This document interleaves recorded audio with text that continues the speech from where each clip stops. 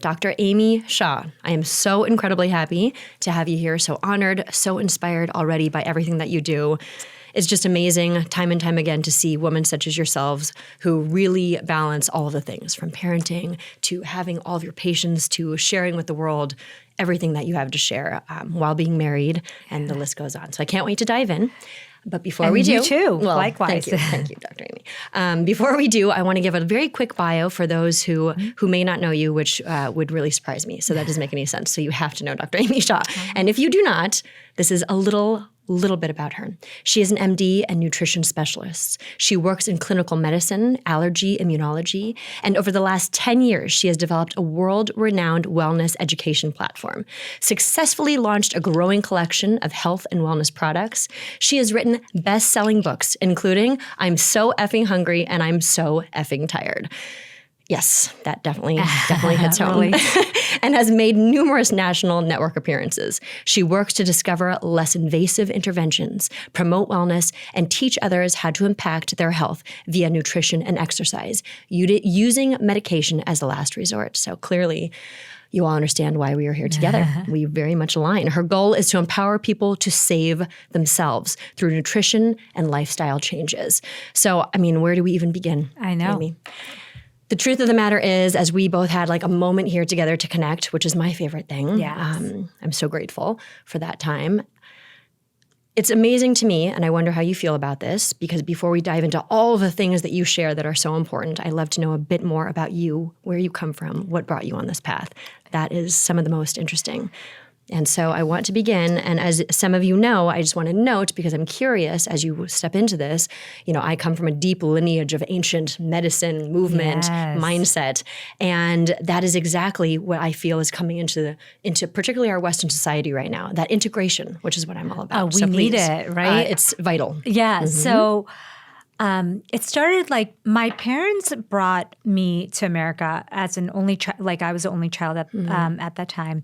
I was almost 5 years old, and they did it to give me a better life as a woman and to be able to do what I wanted to make an impact. Because I think that at the time and in that location, in that area, they didn't feel like I could reach my full potential or impact as many people or do the things that I really wanted to do. So that really stuck with me in those early years, how the immigrant struggle, going, living in this tiny kind of motel turned into apartments, and navigating, speaking English and getting used to the culture. And then I learned really early on that I really loved how nutrition affected the body, partially because of the pain and struggle that my family had. I'm sure you can relate to this. This is like now in retrospect, I'm like, obviously. So my dad has 5 brothers, or they're 5 brothers, and each one of them, the ones that came to America slowly, pretty much within a couple of years of moving, developed type 2 diabetes, and at a very young age. And they didn't look like the typical like obese person, but their diet and lifestyle had changed drastically. Shocking to the system. When you travel and you go to different cultures, I like to say we are, we can say all the things, but ultimately we're like a baby culture, a mix of so many, but in and of it ourselves, we are a baby culture. So when you come from these, that is just ingrained in that lifestyle. Asia, Europe, so please. But I love that you brought that up. Going from home-cooked meals to the hustle of immigrant life with, chips and Coke and all the late nights and pizza. And, we are vegetarian. And so a lot of the junk foods were pizza and French fries and sodas. And you'd think like, oh, vegetarians, they don't really get diabetes or diseases. But so I got really interested because I thought, how is it possible that these people who look seemingly healthy all of a sudden get this what they felt was kind of a very, very sad and long-term diagnosis. that would follow them for years and still does, right? That's the truth. And what incredible insight. Once again, I just have to pause for a minute and acknowledge, because first of all, you could have not seen this, but you chose to, which is part of even how I introduced you. I love that. You chose to see this. Same in my, kind of my history is that we have this in front of us, but if we choose to see it or we don't, that's what kind of sets our path. But what an interesting thing, even at a young age, to acknowledge that simply from moving from one culture, one country, one place to another, but so quickly developing these can be very detrimental, very imbalances and condition that way. Yeah, how much it can change life. You change your microbiome, you change your, the whole thing that I think about now in retrospect, I'm like, oh, now it makes so much sense, right? Yes. And their habits, they used to walk a lot, right? And then now they're driving. That's a huge one, right, which we're going to talk about later. Yeah. In other cultures, and it's especially in Southern California, I'm not sure about, everywhere in America, but it's very difficult to just walk everywhere. Yeah, no, you'd get run over. We'd get run over. We'd be walking for like 10 hours. Yes. Or like you're walking in a circle, which is me. I'm like that crazy person in the neighborhood that just like walks in a circle because I'm like, I know our street is really quiet. Yes. And so if you're like on a call or on the phone, you don't have to worry as much about getting run over. But, so I just kind of go in a circle, and it's pretty funny because you can't otherwise do that. Listen, we do what we have to do. Yeah, and then you reach a certain point in your life too. You're like, I'm just going to do what I have to do. Yeah, totally. But yes, that's for later. Let's go back. So then I went to nutrition school and then medical school to kind of learn that interplay between food and medicine.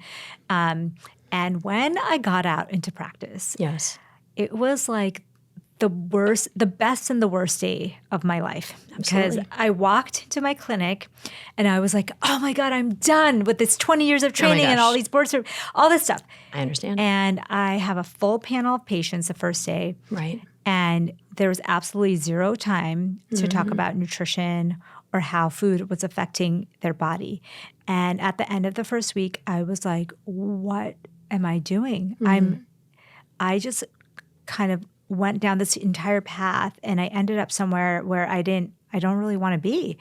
And it was like, I hated the person that was in the mirror because I was feeling out of shape. I was anxious. I couldn't sleep. I had 2 little toddlers and I had this practice, and now I was like not satisfied with, what I was doing. And I was like, what is going on? And I really recognized that even though on the outside, everything looks so great. And it was like, everyone's like, oh my God, you're doing so amazing. You're like doing this, you have this practice.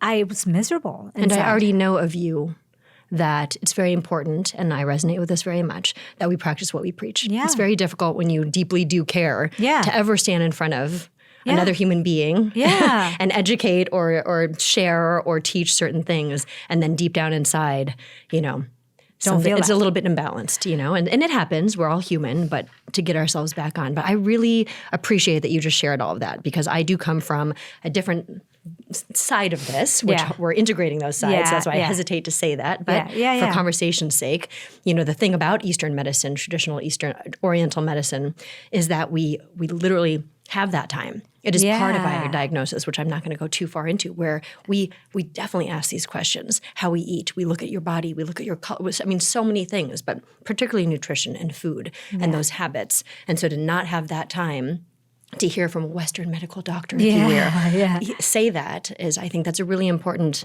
piece. And I believe very strongly that that's one of, and you tell me, one of the reasons why things are changing right now. I think so, for sure. And I think, basically for me, I had to look inside myself. Like, I had this very, very eye-opening wake-up moment, which usually is also tragic. Happens. Yeah. I was on the way. I was going through a day of clinic, and my children had karate right after, and I had to go pick them up. And I knew that it was like a family-owned business, and they always close by 5, like on the dot. And I knew I'd have to go there. So my parents dropped them off. Right. And I was about to leave for the day when my partners were like, let's do a quick meeting, a partner meeting. And, I had just become a partner, and I was like, I can't say, I'm like, it'll probably be quick. And they were like, yeah, it'll be quick, And I couldn't say, no. Understood. I need to go. I was already like feeling inadequate as a female doctor, youngest person in the practice. And so I stayed. And of course, you know that feeling the entire time. Oh, gosh. I couldn't think straight. My kids. cortisol was like on, my adrenaline was going. And as soon as we were done, it was like 4:45 and I was at least 15 minutes away. Right. I raced out of the back door, like ran down the steps, like literally the fastest I could run. I say nothing stresses me out more than being late for my kids. Yes. It sounds very funny, and but literally, I'm sure there's like, other things. everything is like flying everywhere. they're And young. I'm like, get into the car. I'm like backing out. I'm like breaking all the rules. I'm like going through the stop sign. I'm like, I need to get there because I don't want, these are little, they don't have phones. Right. They're going to be outside. Like this lady would close up the shop, you know? And so I ran, I was like, driving to go get them. And the last turn, the stoplight before that center, I got into a huge car accident. Oh, doctor hit me. Yeah. Like I mean, it's like you could see the center. Yeah. And so it was so bad that my car was spinning and all the airbags went off. The entire windshield was shattered. And as soon as, like, you know, when the car's spinning, it hit the like divider in the middle of the road, which thankfully is what stopped it from, you know, not becoming basically more catastrophic.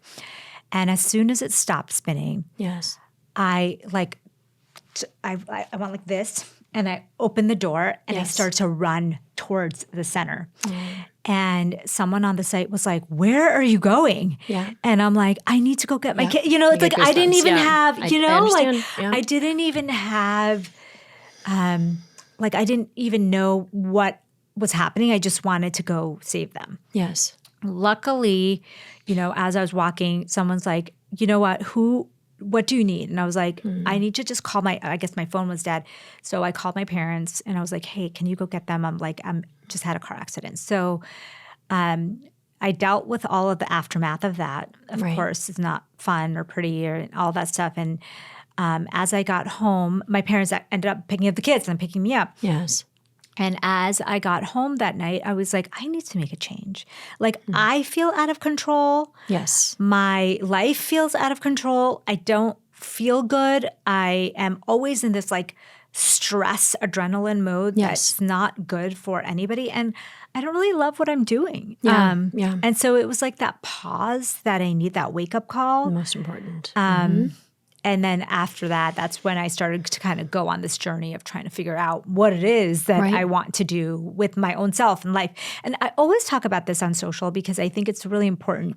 Whenever you're in that situation, if anyone's in that situation, I think the best thing you can do is like work on yourself. Yes. Because I think it was like, I was like, what should I be doing? Where should I be going? Like, how do I make myself feel better? And I was trying to do all the things, but the first and foremost, I started to say like, okay, what do I need to make myself better? Like, how do I heal what's happening here? Absolutely. And then everything started to clear up, you know, from there. And so that's kind of like, I really appreciate that. I think it's really important. I find it really important for the people that I meet around the world, but also on the other end that I am inspired by, you know, to know where something comes from because it connects us that much more in the mission that you have. And so I appreciate you sharing that. And it leads into one of your number one things. I don't need this piece of paper. Save yourself. Yes. You have to be able to save yourself. Yes. And I could not agree more on this. I speak on the 3 pillars, which is movement, medicine, and mindset. Living meditation is what I call it. We won't dive into that. But it's interesting because everything you talk about, of course, because it's all based on certain principles, foundations. That's why I say of the Tao, of the universe, whatever you want to call it, we're all human. We all come from this universe. Yes. And at the core of everything, there are certain principles. And one of the ones that very much resonates with me, which I hear you saying as well, and I feel is so important for people, is that the only thing in this entire life that we can control, quote unquote, for those of you who cannot see, I'm doing the finger things, is the only thing we can control is ourselves. The way we respond or react. Hopefully we respond to what is happening around us because we think we can control everything around us, but that's just not how life works. And so that's what I'm hearing you say too, and you actually practice this. Yeah, I mean, that's exactly right. I think I think if you try to control anybody outside yourself, even in life and business and relationships especially, Yes. like you're going to fail. Absolutely. It's bound to happen. Yeah, we talk about this all the time because it's like so tempting to tell your kids, your husband, your Right. family members, your mom, you can kind of see what they can do better and you can kind of tell what they should be doing, but it can't come from you. You can model good behavior. Yes. Exemplify, model. I love those you can words. say what you love, but you can't control anybody else. No, not at all. And also that's, the one finger pointing, three finger pointing back, that kind of principle I very much live by. I was raised by. I raised my boys that way. Yeah. But that's really important when it comes to not just all aspects of life. You mentioned parenting, you mentioned relationships, we mentioned health, right? That first of my pillars, medicine, health, our bodies. And that is absolutely what you speak on and educate, right? And that understanding, particularly if we can kind of move into this, because I find it incredibly, one of the most important kind of tenets of health and wellness is our middle.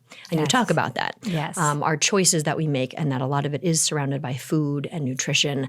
And it sounds so interesting, but the thing about Eastern and some of our ancient medicines, if you will, is that everything is holistic. And this word we throw around, but what that means is it's all connected. Yeah. Even in the way, I just want to acknowledge that you are explaining this kind of pivotal moment in your life. I certainly had one as well. Oftentimes that's what kind of catapults us forward if we wish. But it is that understanding that all of these things, the medicine, the movement that we speak of, the mindset, literally helps us in that quest of longevity. And so you start to speak on particularly food. And it sounds such a, how can me being so stressed out, being so focused, doing all these things, ultimately coming to this pivotal moment in your life, how does food connect to that?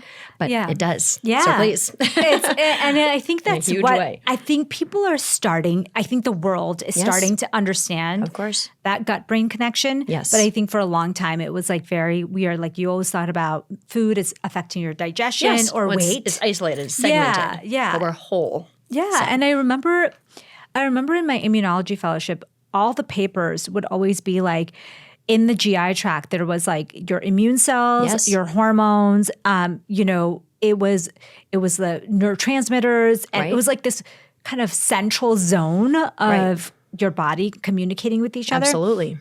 And so it makes sense that when you change your food, you change that milieu that's happening in there, and that can make you feel better. Right. Hormonally, mentally, and physically. Right. And I think I knew that even back then, but I didn't really know how to say that in a very simple way. I get that completely. Yeah. So that's my number one job. Yeah, exactly. How do we communicate this properly? Right, exactly. Because it's like, doesn't sound so easy to understand. Yes. Now it's so mainstream that you're like, oh yeah, it's like a command center with your brain. And people are like, oh yeah, that makes sense, right? So your inputs, the food, the thoughts, the people you hang out with, your mindset, that all creates your output to the world. And so I think when I started to change my nutrition, I started to say, like, what is it that I used to love to do? Oh, yeah. Go on hikes, go on walks. Like, I stopped doing those things because I thought to be a good mom and to be a good doctor, that I couldn't be selfish and I would need to just, cut those things out. Those are nice to have. But I realized that was like essential to my being. And I didn't understand why, but now I know. I was like, oh yeah, the natural circadian rhythms was the input, having some quiet time without anybody or anything else. I think that's one of I often use the word, and I love sharing this, nourishing. Yes. It's different than relaxing. Yes. And I will literally say it out loud to myself. Yes. Like right now I'm going to have a nourishing moment. Yes. Yes. and also it feels better than saying I'm going to go relax, because that's still hard for me. I'm not going to lie. Same, yeah. Nourishing moment sounds really good. Right? Like and a it's sunny important. walk to me is like something I actually schedule during the days now, because I don't ever want to go back to that place where I'm having a conversation, but I'm not really listening or knowing what I'm saying. I'm just like in my head of like either what I need to do next or what I'm really stressed about. Yes. And of course, it's always a practice. It's never like perfect. Of course. They're tools, and I love that you say that. And something, I have a feeling we're on the same page. I've already heard you say this, and I know this of you already, of course. But, I'm a very big proponent. In fact, I'll make it a point to make things very short. Yeah. When I teach moving meditation, qigong, breath work, which is how I start my day, no matter what, even if it's for 5 minutes, that 5 minutes really matters. My teachers, I come from this long lineage of masters and teachers. You can picture like in the mountains of East Asia, literally. Yeah, I love and that. what they teach, and kind of in short is, and comes from the ancient cultures, is if you put your mind and heart into something for 5 minutes, it can be better than an hour of sitting there trying to. And we really have to understand that. So I love that you say that. I'm going to have you teach that to my audience one of these days. Well, we have a lot to teach. Yeah. Certainly we're aligned Yeah. in that. But no, I love that you say that. And I do find that to be incredibly important. So please keep sharing those. So as I started to change those inputs and, the gut microbiome starts to change within days. Yes. And like within a couple of weeks, I was already feeling like, okay, right. I feel more in control of my emotions.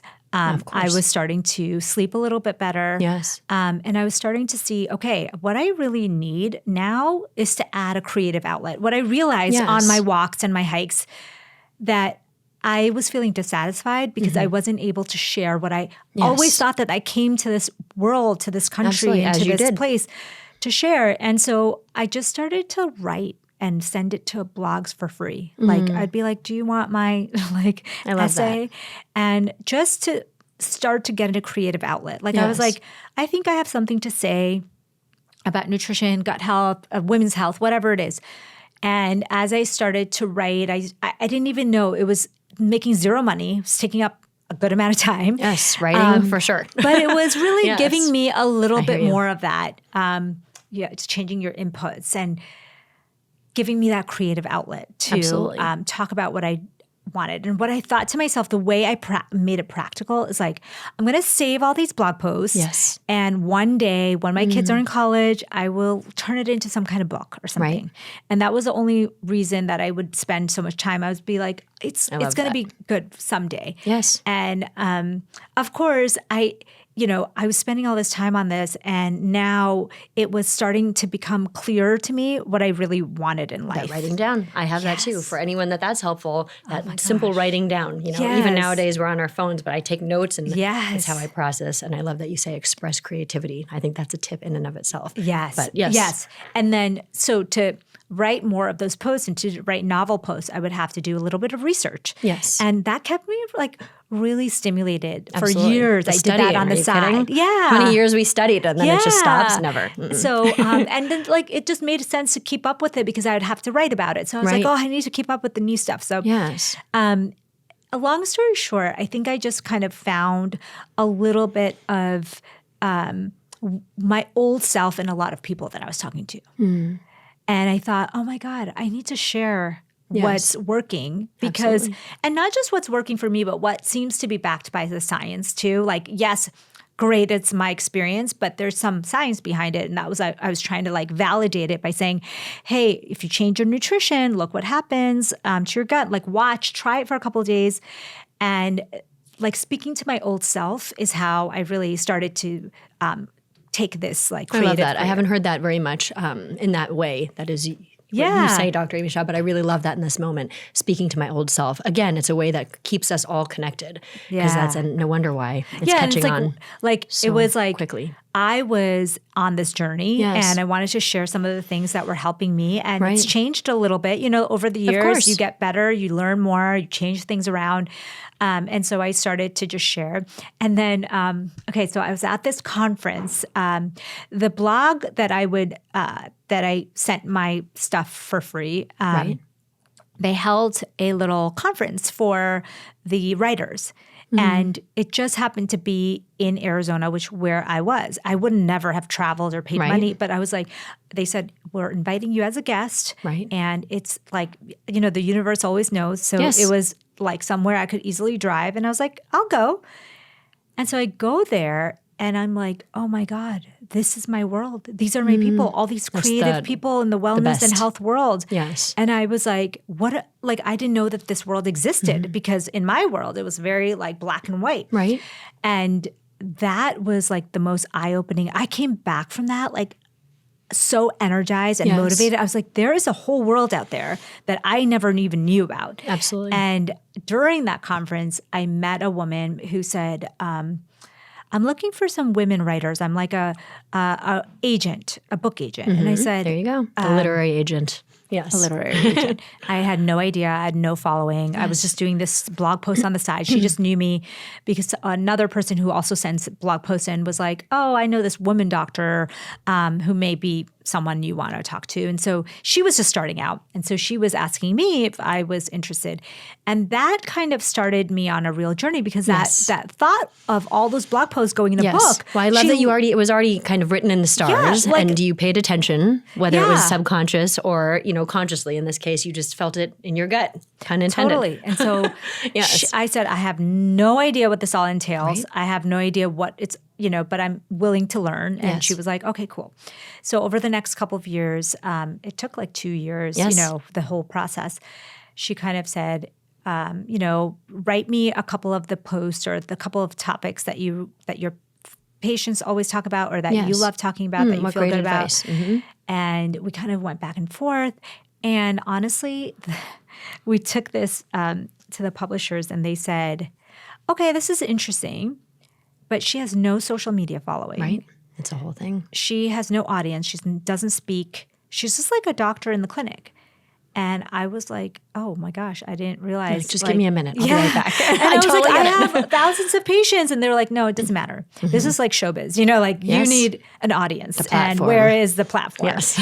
And that was So it was like, how do I build a platform? Yeah, I was literally like, what? I have no idea. I don't know what to do. And so that was the shift where I was like, okay, well, if I'm sharing it on blog posts, at that time, everything has shifted to social media. Like it used to be blogs. Yes. Then it had shifted to social. So that was about like 7 or 8 years ago, probably. And so I started to, start doing social media, but it was more just like a social experiment. I was like sharing my family and then I would share a couple of things. And it wasn't until the pandemic that my first book came out. Yes. And I got serious about social media and our clinic was closed except for emergency visits. Yes. And I got to preview what my life would be like if I had more time. Yes. To spend on these endeavors. And share in this manner. Yeah. Mm-hmm. And I thought, because I would have never taken time off. Right. Like, that was not even part of the plan. But because I had this forced time to kind of, we were all locked in our homes. Yes. I know. And I don't even want to get into it. Yeah, let me be very clear, but that's literally when I wrote my book as well. Yeah. And like, exactly. I'm like, that's very interesting. I remember, and it was so heartbreaking because I had. And then they ran out of paper. Oh my God. The publishing world. I don't know if you remember that. Yes. And, the shutdown happened when my book was about to launch. 100%. We're going to talk. Sorry, everyone. That's like behind the scenes conversations. Yeah. It was a whole thing. So my a colleague of mine was like, oh, okay, everything is going to be Zoom and you're going to have to do all this stuff. So the pandemic really opened up my eyes because I was able to work on all of this stuff. And I thought to myself, oh my gosh, I can't go back to working full time, being a mom, just trying to do this. This is this itself is where I feel like the life coming, the light in my eyes coming back up. And so that's kind of how I kind of shifted gears a little bit more. I love that. And the more I shared my vulnerable pieces, the struggles that I had, the things that I did to help get through that, the better it got. And so what I realized on social media was that people really want to know, how to find your own gifts. Yes. And so I was thinking, okay, how is it that I found this gift of just, what I want to do and maybe feel a little bit better in my own skin. Yes. And what are the things that I did nutritionally for my mind, for my body. And that's, I think, when I started to grow because I got really clear with what my message was and what I wanted to say.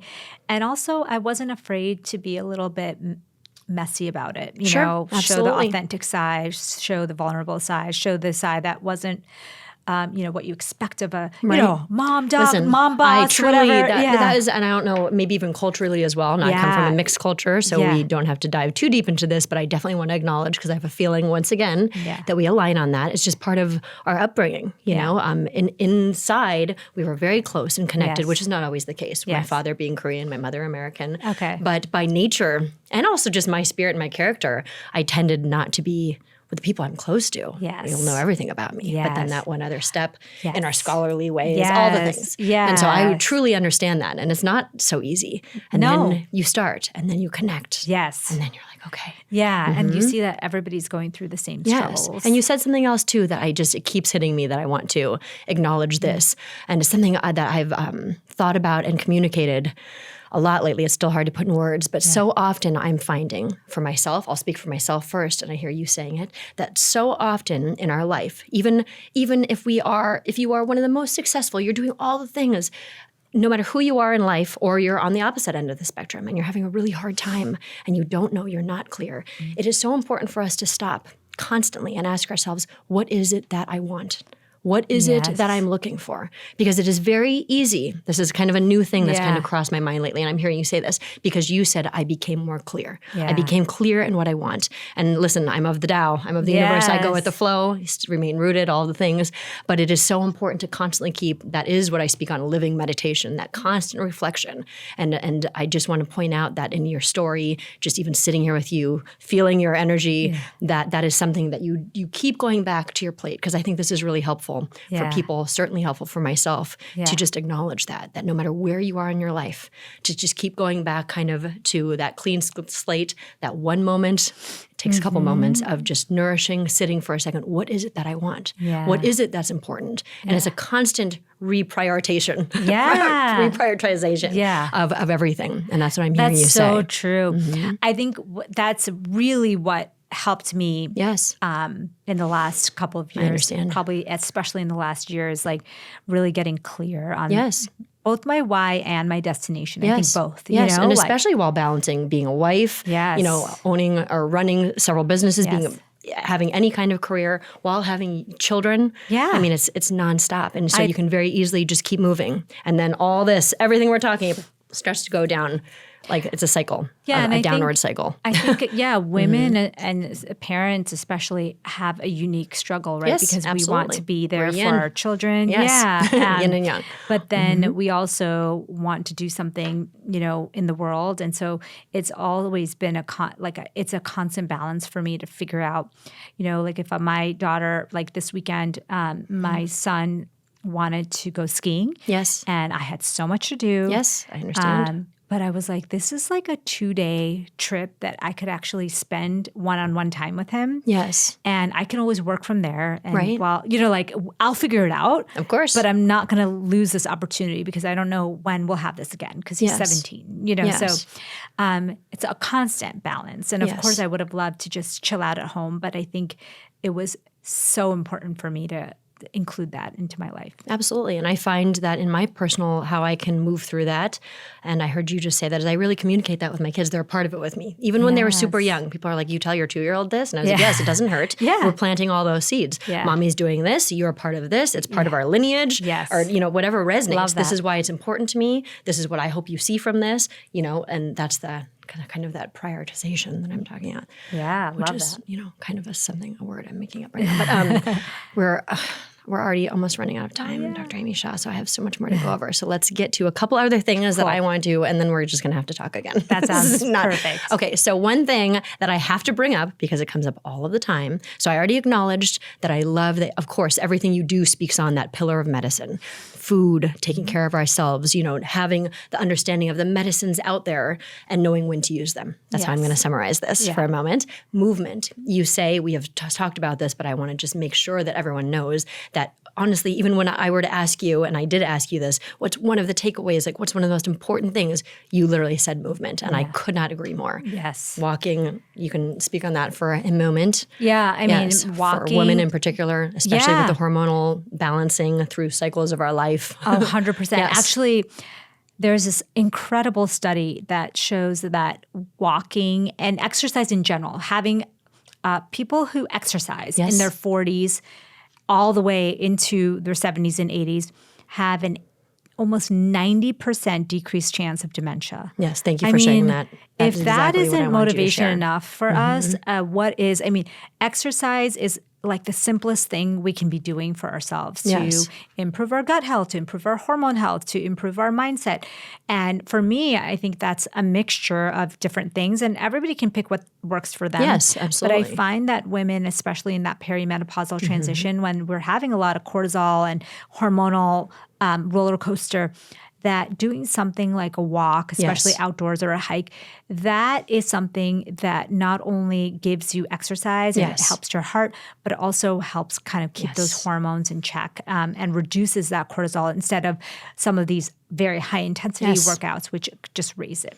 I'm like excited to hear this because it's something I also teach. First of all, what I'm on a mission to have people understand based on, the ancient medicine of my lineage is that movement is medicine. Yes. Like literally and so that is how important people have to look at it that way. And I feel just as strong. I don't always make statements, but I'm very serious about that. Yeah. And the nourishing, there comes that word again, Yeah. the nourishing movement, Yeah. right? So what I even do personally now, and I'm hearing you say this as well, in comparison to my 20s when I would, train for marathons, go to clinic, go to school, burn from all the ends. Yeah. And it was okay. My spirit, my character, my constitution can handle that. Yes. But just part of life and being balancing with life and the natural process of aging gracefully and longevity is that there is a time where you can do all of those things, but also make sure that you have that nourishing kind of movement in your life. Walking, I teach and practice qigong, moving meditation, that breath work.